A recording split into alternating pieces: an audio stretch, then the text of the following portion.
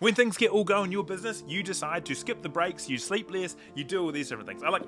You don't need to lie to me. I've worked with enough top-level entrepreneurs and creators now to know that this is how we operate, right? We're focused on this big vision that we're trying to create, this thing, and what we do is we're like, oh, more work. That extra hour of working now is going to be better, right? Like, I just need to do it. Oh, I can't take the time off today, or I can't finish at 5 o'clock today, or actually I'm just going to work later into the night and just sleep a little bit less tonight because I've heard it all before. I've been there before.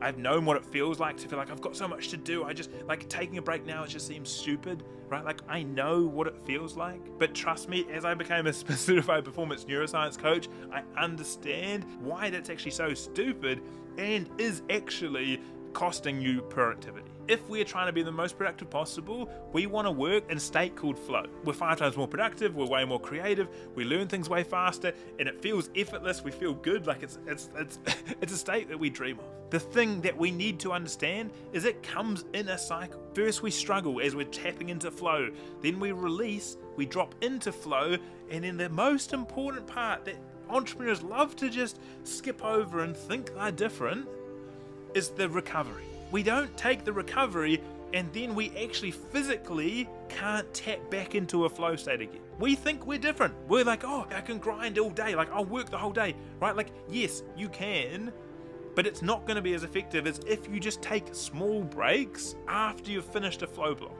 After you've finished a cycle where you're like, hey, I'm locked in, I've done heaps of work, go and actually take some active recovery. Passive recovery, like scrolling on your phone, watching a YouTube video while you eat, watching Netflix or whatever, isn't actually going to reset the neurochemistry to a point that allows you to fully just tap into another deep focus flow state again. What you need to do is actually take a moment. Active recovery sometimes doesn't feel very nice.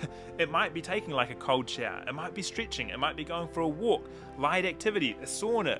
Like, these are all forms that allow the neurochemistry in our brain to reset so that we can tap back into that deep focus state. Next time you're thinking about sacrificing or like going, oh, I'm just going to work another hour, ask yourself going, hey, is this the most productive thing, or is it more productive to prioritize my breaks as seriously as I prioritize my work? And then you'll just notice that actually I get way more done, I feel less stressed, but trust me, I understand in the moment it never feels like that.